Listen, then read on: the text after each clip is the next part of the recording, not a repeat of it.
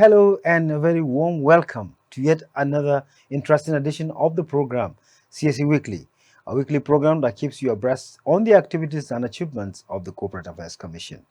My name is Rashid Mahi. Coming up, CSE backs BPSR Gold Level Award for Excellent Service Delivery. Performance of the RG excites Ministry of Trade. Plus, focus on statutory compliance and enforcement. We will be right back. Are you a POS operator in Nigeria? Then listen to this announcement. Registration with Corporate Affairs Commission is mandatory to all sole agent, super agent. That is why the CAC took steps to make it easy for you. It is now as simple as ABC, with a process designed by the CAC to work seamlessly without taking so much of your time. These are hard-working CAC staff dedicated to entertain applications from the fintechs through the various APIs granted to them from their respective platform for ease of doing business in Nigeria. And you can be happy too by trying this simple-to-use platform. There is, however, a penalty for failure to comply. Banks are mandated to freeze your accounts for operating illegal businesses in Nigeria. There's also a deadline of just 2 months to regularize your POS business. Register now and ensure your business is safe. Visit the CAC website at www.cac.gov.ng. CAC, committed to prompt and efficient service. Welcome back. And now let's begin with another milestone achievement for the CAC. The Bureau of Public Service Reforms has awarded the Corporate Affairs Commission a Gold Level Award for exceeding expectations. The Director General of the BPSR, Mr. Dasuki Arabi, presented the award to the Registrar General, CEO of the CAC, Hussaini Ishaq Magaji, Senior Advocate of Nigeria, in his office. He revealed that the award was the outcome of a compliance report following the federal government's directives mandating the BPRS to facilitate the deployment of self-assessment tool, SAT, across all federal ministries, departments and agencies, MDAs, and to submit quarterly reports to the Office of the Secretary to the Government of the Federation.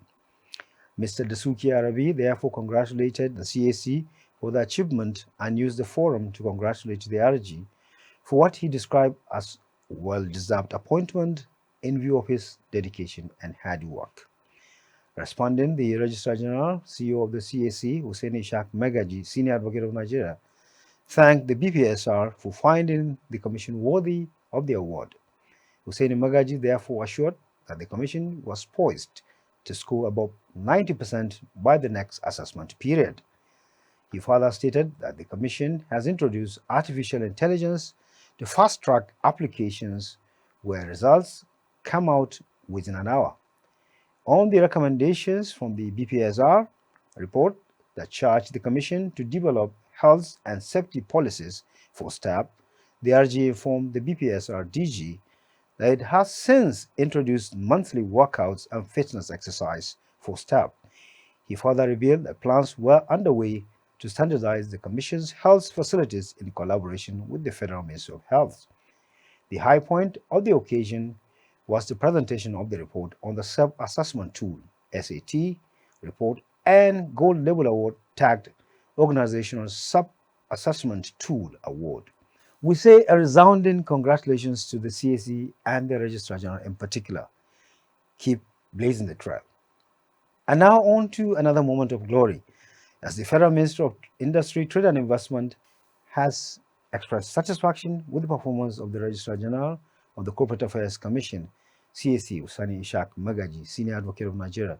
The Permanent Secretary, Minister of Industry, Trade and Investment, Ambassador Noura Abba-Rimi, stated this during a familiarization visit to the Commission.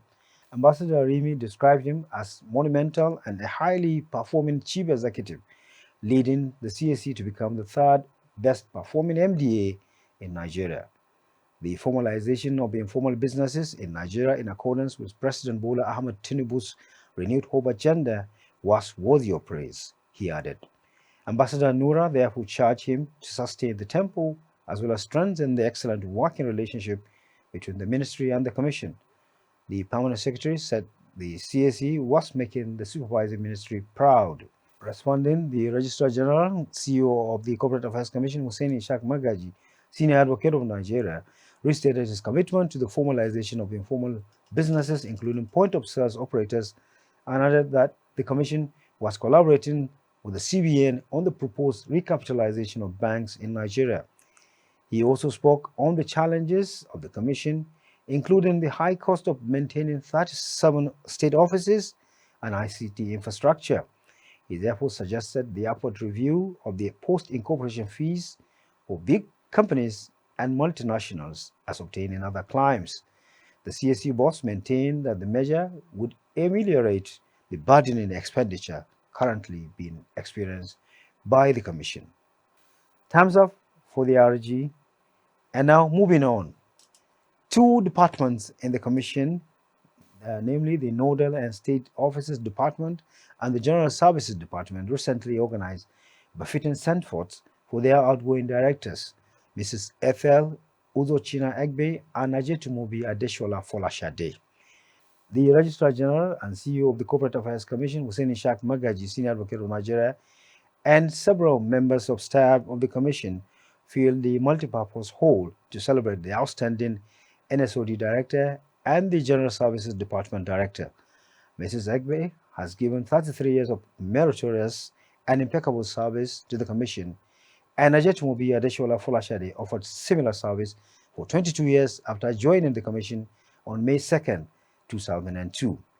In both events, several staff of the Commission took turns to extol the good virtues of the celebrants.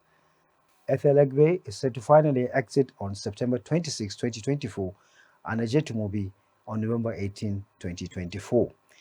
And in a related development, the management staff of the Commission has also organized a send-forth in honor of Mrs. Folashade Ajetumobi, the outgoing Director, General Services Department. We say congratulations and best of luck to both of them as they bow out. And now let's cross over to our interview segment, where we have a brand new resource person once again, and the second female resource person to grace our interview segment. Please join Mrs. Belkisu Buhari, Assistant Director Compliance, as she becomes our second female resource person.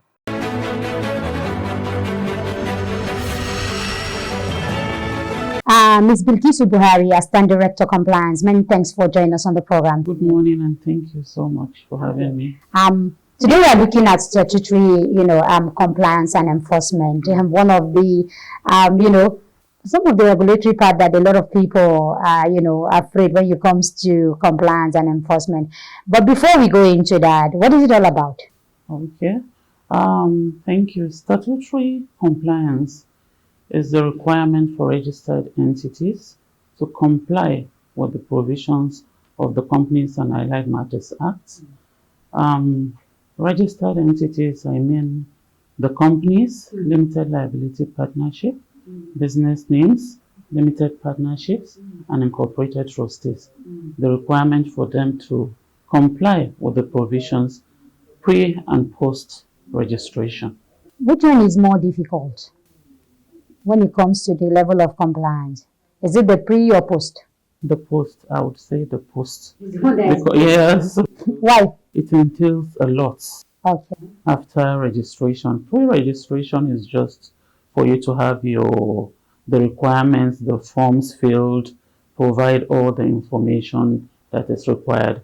But post-registration, there are so many things that is required of an entity that is carrying on business according as prescribed. Why is it so difficult or cumbersome? Why?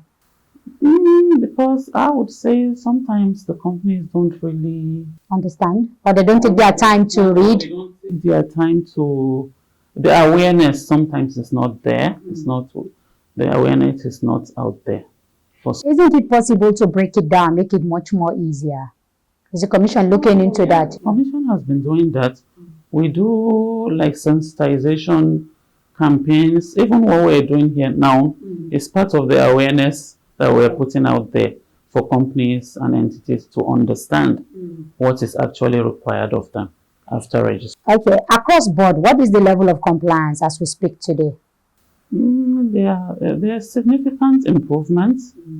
The improvement is the companies are beginning to come up with the requirements as time goes on. The Commission has been putting out words and So where does the commission derive its powers to enforce or enforcement? okay. The Commission is established by the Companies and Allied Matters Act. So Section 8 of that provision gives the Commission the mandates for registration, regulation, supervision of formation and incorporation of companies, management, striking off, and winding up generally. So that provision also empowers the Commission to administer the Act, and flowing from that, the Commission is to ensure that companies comply with the provisions of the Companies and Allied Matters Act. The Commission is also empowered to undertake activities that would give full effect to the provisions of the Act.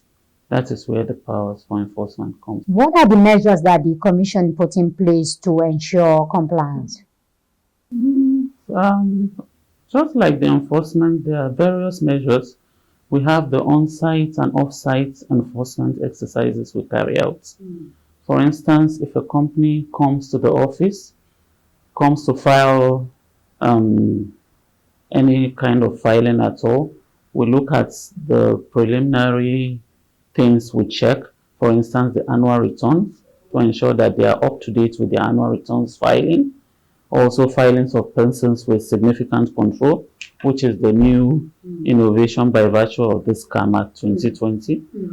Then the off-site enforcement on-site enforcement we carry out to the registered office and business location of companies. Okay. Does the commission give notice of visit to entities or to companies? Okay. The commission, there are different levels of enforcement. Sometimes we do on spot. How many levels? How many levels? Various, really. Sometimes we do on spot enforcement visits. Okay. And the on spot enforcement visit, basically, we are looking out for the basic things that ought to be there when we visit. For instance, a registered company should have its name and registration number displayed outside the registered office or place of business. So it makes it easier. Yes. To locate. So the name and registration number should be conspicuously displayed outside every place the company does business. Okay. So those are basic things. We don't need to give you notice before we come for that, because it's expected to be there at every point in time. Then, for instance, for banks, insurance companies, deposits and benefit societies, those category of companies are expected to file statements of affairs before they commence business, and twice in each year that they carry out business, in February and August of each year. So that statement of affairs, beyond the filing, they are also expected to display a copy of that statement of affairs at the registered office or every location where they carry out business. So such a requirement, we don't need to give notice. Okay. Because it's expected to be there at every point in time. So at what point do you give notice? We give notice, thank you, when, for instance, we want to look at the books of the company. When we go to look at, say, a register of members, register of persons with significant control, we also look at their registered office address. If the location is different from what we have on records, assuming the company has changed its registered office address, they ought to have given notice to the commission of the change. So if the notice is not there or they haven't filed that notice, then we also look at the letterheaded paper of the company, their notices, invoices, all those things should carry the name of the company and the registration number. Okay. Also, where the company has an official seal, the name and the registration number should be engraved on that seal. So we give notice when we want to do a more detailed enforcement, looking at the books, because we understand that sometimes some of these records might not be available at the registered office. Sometimes they are with the company secretary, and the office of the company secretary might not necessarily be situated at the registered office. Okay. So we give that notice to enable the company, give them ample time to get those papers ready before the visit. Okay. And when you visit sometimes, and you realize that the company has everything, intact, an impromptu visit, is there a kind of commendation letter for those kind of companies? At the time of the visit, we can. Or you must pick a hole somewhere. At the time of the visit, of course, if we observe that everything is in order, we commend and encourage them to do better and put out the word out there for other companies to do same. Okay. And from experience, which ones are the more of the defaulters? Is it those who don't display their, registration number on their signboard, on their, their invoice and letterhead, or is it the ones who do not disclose people with significant, members or shareholders with significant company? Which one is more common? It depends on the company. Some companies are into more serious business, so such companies, you find them very compliant with things. What do you mean by serious business? If I'm selling, like if I have a small kiosk that I registered, I'm a business person, am I not doing serious business? well,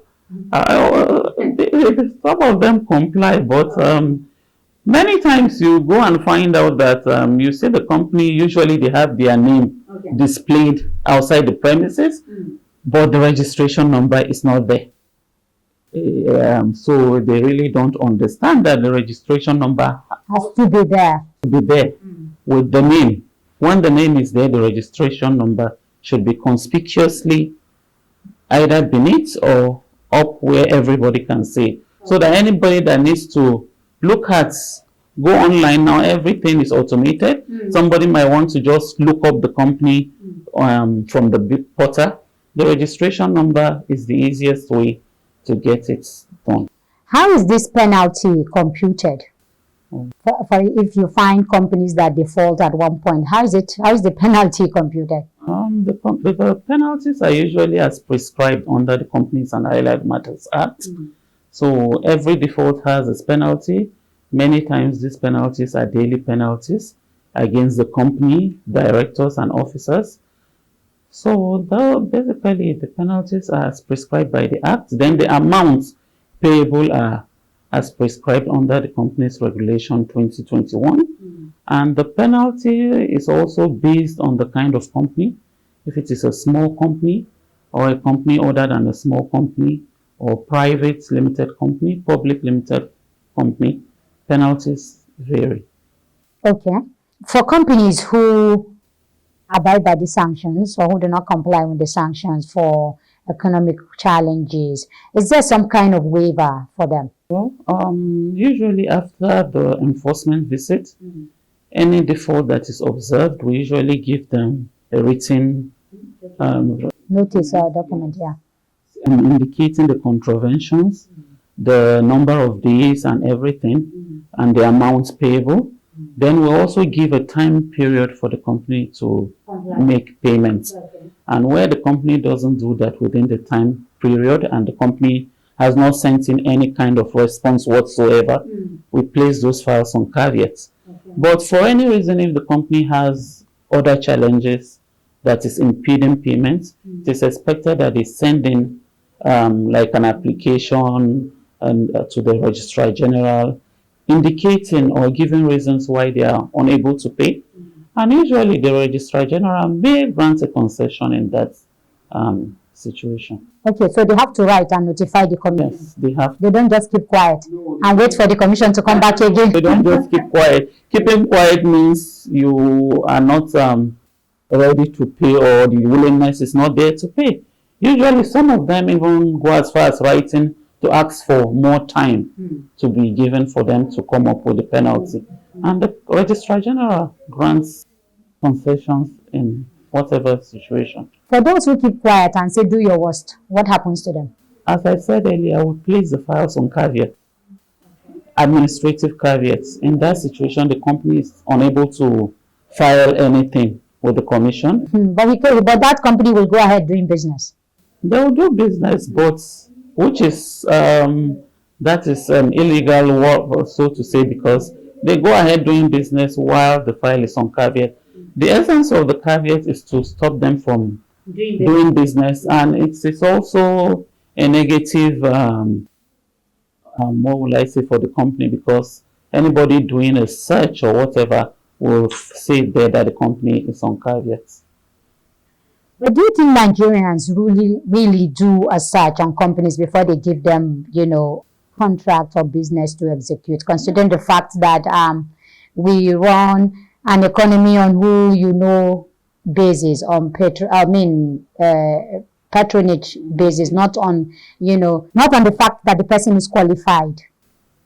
Don't you think that Nigerians do this kind of search? They do. Before they do business with any company, they do search, find due diligence search to know the people behind the company. So it's expected that all those searches should be done before any serious business. Yes, it is expected. But the level of compliance of that expectation is what is not really there. Yes, exactly. So I think, and these are the things people need to continuously do so that to avoid, problems. Exactly. Okay, I'm sorry, I'm going to take you a little bit back. What areas of karma does the commission, enforce on? Okay.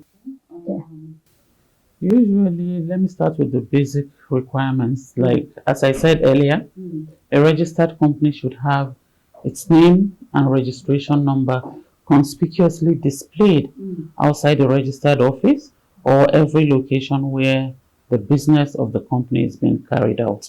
I'm afraid we just have to leave it here. Mrs. Bilkisu Buhari, Assistant Director Compliance, thank you so much. Thank you so much for having me once again.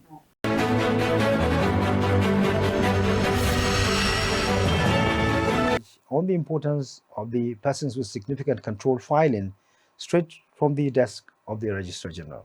Did you know that it is now mandatory by law for companies to declare all persons with significant control of ownership of company to the Corporate Affairs Commission (CAC)? Listen to the Registrar General of the CAC. By the extant regulation in Nigeria, the identity of the person behind any company must be disclosed. By virtue of Section 119 and 791 of the Companies and Allied Matters Act of 2020 and the Person with Significant Control Regulations of 2022, the law aims to enhance transparency in corporate ownership across Nigeria. Any person or any individual with ultimate power or with 5% interest holding must disclose his identity. Under this law, any company that fails to disclose the beneficial owner of its company or the ultimate person in the company who has influence either directly or indirectly, or the person with 5% shareholding and above or voting rights may face serious consequences. The law required that any person who assumed that position must disclose that position to that company within 7 days. And the company must communicate same